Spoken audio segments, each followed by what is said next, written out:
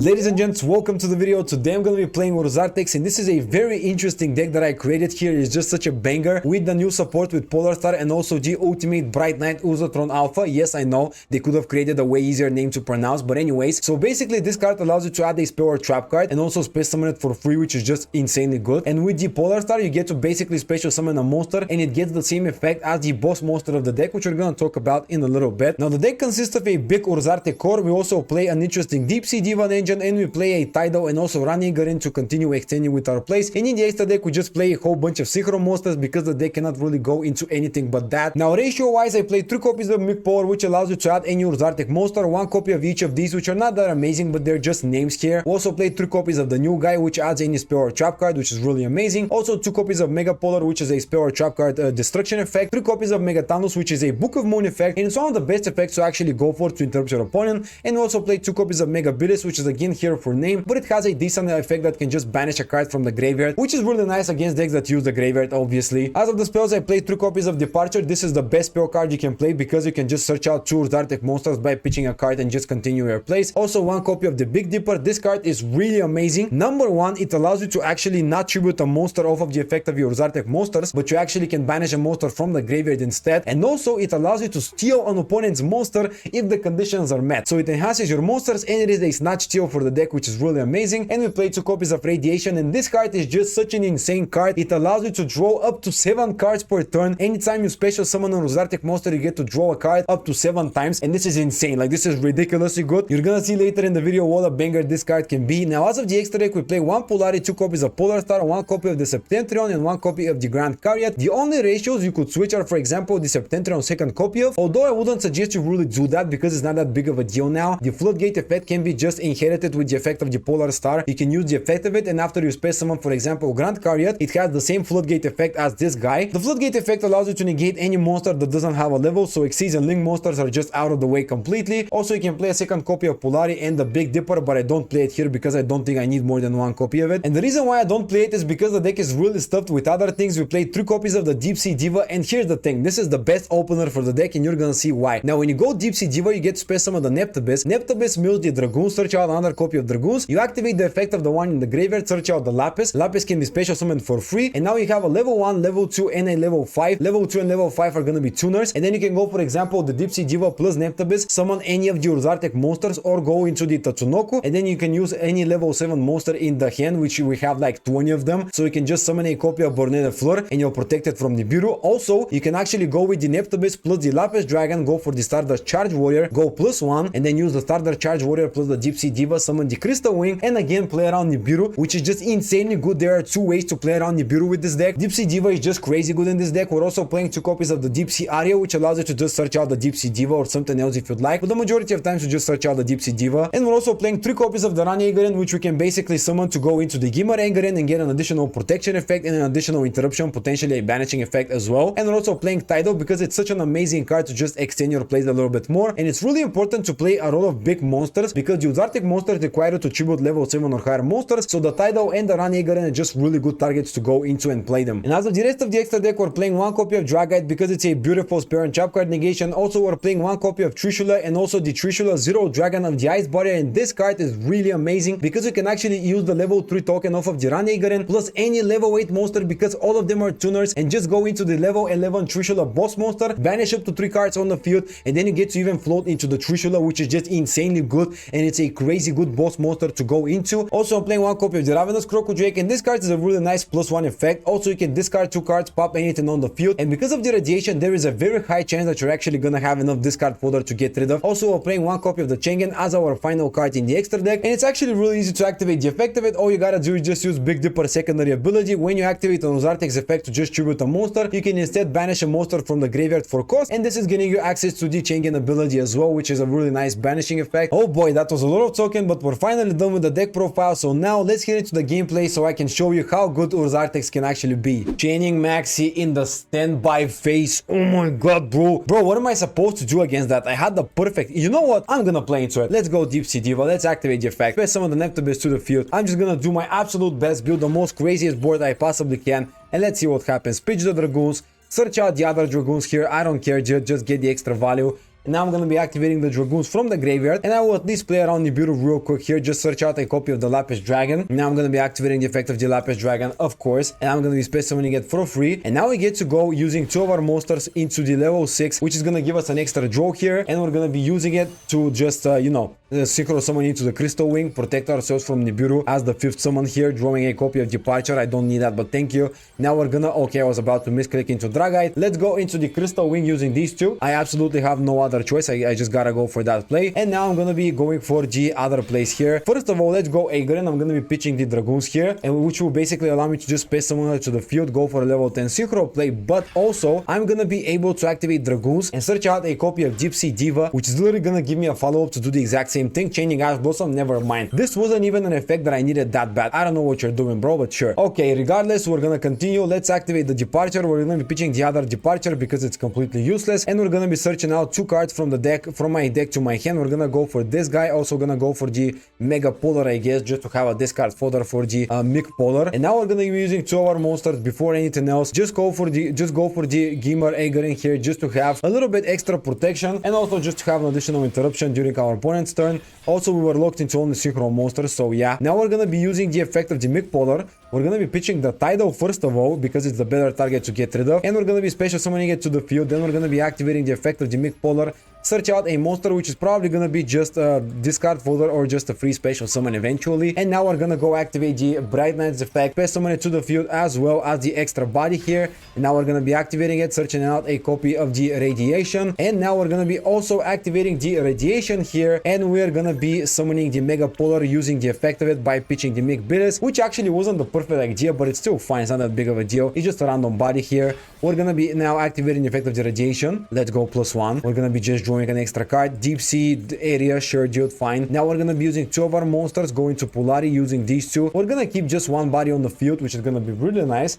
And Polari is really important because we can actually activate the effect of it, get access to the field spell, and we get an extra draw off of the effect of Radiation. And these are 2 very, very good effects. So we're gonna just get extra value off of it, drawing a copy of this guy, which is really good. Activate also the field spell, which is a banger. And now we're gonna go just for the Deep Sea Diva, just to deck in a little bit so that our draws can be a little bit better. So let's banish from the graveyard, I guess, 1 copy of Deep Sea Diva, search out like another copy of Deep Sea Diva. We're just deck thinning. And now let's activate the effect of the Polari. We're gonna be tributing the level 7 monster. Actually, no, we're gonna be tributing from the graveyard the Bright Knight, which will allow me to just space summon a monster regardless here and keep the body on the field. So we're gonna go for the Mega Polar here to the field, and then we're gonna be using 2 of our monsters to synchro summon once again, but this time we're gonna be going for the synchro monster, the Septentrion, which is really good. Actually, we could have also went for Ravenous Crocojake, but this is gonna give us a draw anyways. Please just give me a Ursarctic draw so I can continue from here, just extend even further, bro. I need just an Ursarctic monster. Yes, that's so beautiful. Activate the effect, pitch the Mick Polar, space summon to the field this other guy, which is another level 8 monster here. Activate the effect of the Radiation, also change the effect of this guy. Actually, no, we're not gonna change it because that literally just banishes like a card, doesn't really matter. Draw a copy of another monster, which is so amazing. Now we're gonna be using 2 of our monsters to go for the Polar Star here, which is gonna give us an extra draw. And I swear, if I get Tidal, Ranigaren, or any Ursarctic monster, I will continue even more, and this is gonna become even crazier. This is not what I wanted to see, but regardless, let's activate Tidal. I don't even need to do that, by the way. This is just like complete overkill.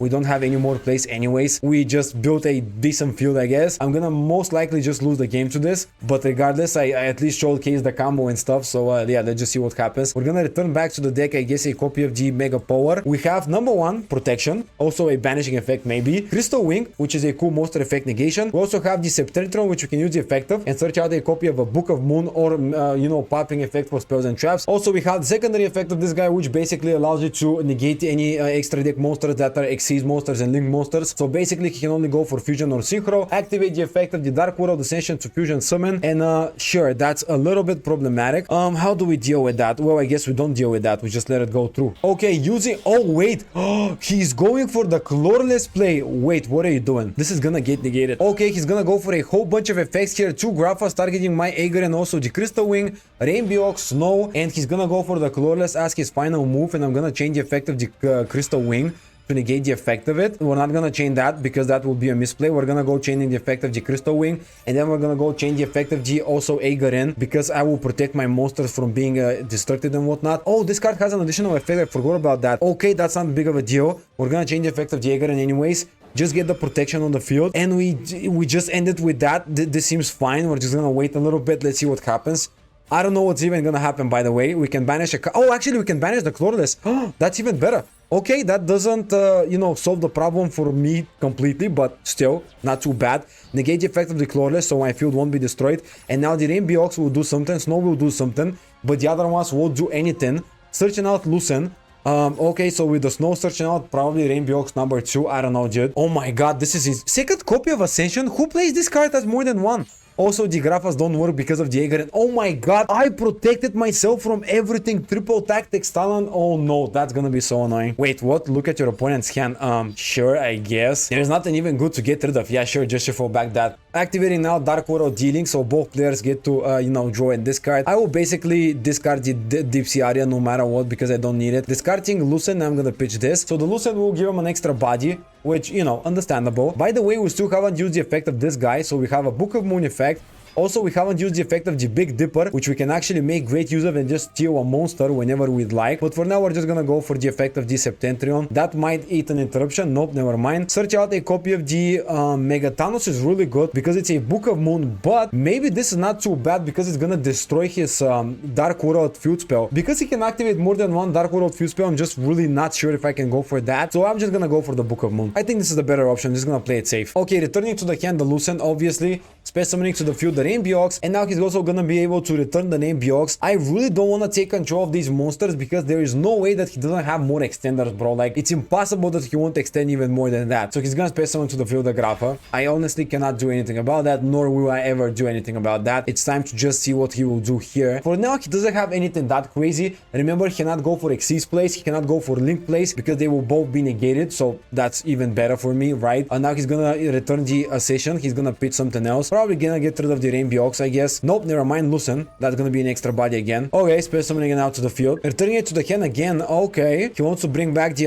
other copy of Grafa. Sure. Alright, that will be 2 back row on the field. Fine. Activating also the Gates of Dark World. Yes, I expected that to happen. I could have just gotten rid of it, but you know, I don't think this is that good. Also setting a 3rd back row. Yep, now he's gonna attack into my Polar Star. Interesting choice, but sure. Now that won't do. Actually, it will destroy it. Sure, now he's gonna also attack into the Gimmer Aegir. Doesn't it have the protection effect? Oh, from card effects only. Oh, I'm stupid. Yeah, whatever, dude. That's a little bit annoying, but fine. Now we're gonna be... I guess we could go for Megathanos now. Maybe I should have just flipped face down one of the monsters. I kind of made a misplay here. Anyways, we're gonna be banishing, I guess, this guy here. We're gonna be just best summoning it. Yeah, I should have definitely Book of Moon one of these to keep my Aegir or the Polar Star on the field. That was a misplay here. Now let's activate the effect of the Megathanos Chaining 1. Flip face down. Activate the effect of the Radiation Chaining 2. And also, we're not gonna go for the effect of the Field spell because I don't want to steal his monster. I want to steal the Fusion monster, the Fusion Grafa. So now this draws me a card. Another copy of this actually not that bad. And flip it face down. And that's gonna be the end of the turn. Now we can also activate the effect of the Radiation here. So we can basically return back to the deck 1 card. It is gonna be, I guess, just a copy of Departure because that's gonna be just a really cool card to use. And you also get to return the Tidal because of your Ursarctic monster. It's gonna be really good to just tribute from the hand something. We gotta go into Dragite as quickly as possible or Borneo. That is why I'm gonna go for Deep Sea Diva. Epidemic Virus for spells. Okay, that's really nasty. Yeah, also changing the effect of the Forces of Darkness. That is such a weird card to play. Now he doesn't have any copies of Grafa. He targeted 2 copies of Grafa, so there's no point changing Cold by the Grave, unfortunately. We could have went for Cold by the Grave, by the way, anyways, just because we're gonna lose it if we don't use it, but I'm stupid.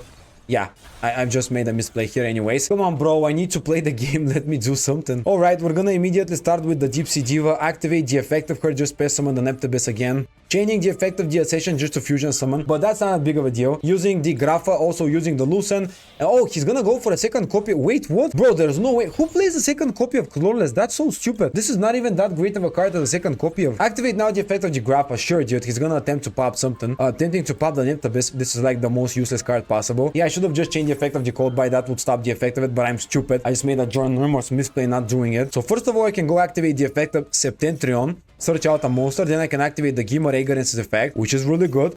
And also change the effect of Clawless finally. Okay, sure, now he's gonna go into it. Now I'm gonna negate it with the Crystal Wing again, destroy it, and then I'm gonna just win the game despite the destruction of this guy. Changing the effect of that. That's not a targeting effect. Stop changing that. Doesn't do anything. Chaining Maxi as well. Oh man, this game is just insane. What is going on in this game? Chaining 10 or 11, by the way. Did you see that? That's insane. Aghanim is gonna space summon itself back to the field. This is an additional protection with the beautiful animation.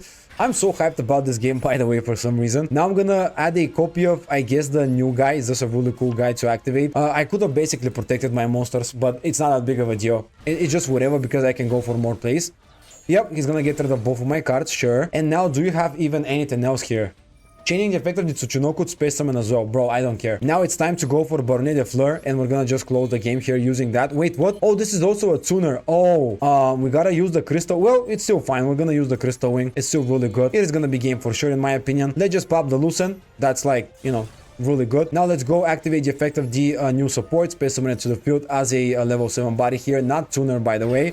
So we're now going to be searching out a copy of the where is it, the departure, because that's the better option. Anyways, we're gonna go now space summon also that guy, but first of all, let's go for departure. We're gonna be pitching the Tidal, get 2 cards. All right, that's really good.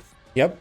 So far, so good. And now we're going to be activating the effect of the Mega Polar, space summon it to the field by pitching the other Tidal. We could have also used the effect of the departure, but that's fine. Now we're going to go and not like... actually, let's use the effect. It's fine. Just to get rid of the Gates of Dark World. I guess not that big of a deal. Also, we're going to use 2 of our monsters, summon the new Polar Star using this and also using the other one. And we're gonna be immediately activating the effect of it. We're gonna be tributing it in order to actually special... Actually, we can tribute the departure. Oh, that's really good. Now we're gonna be summoning the level 7 guy here, which just gets the effect of the boss monster. And not only that, we can use the effect, get rid of up to 2 cards from the field, and this is just gonna be game because I already have enough attack points to just get game with this. So now let's proceed to the battle phase and let's win this game. 2 maxis, insane game, flawless negation like 20 times. I gave him 20 plus cards in his hand and he wasn't able to win this game, bro. This is crazy. That was like the craziest game I've played in a very long time.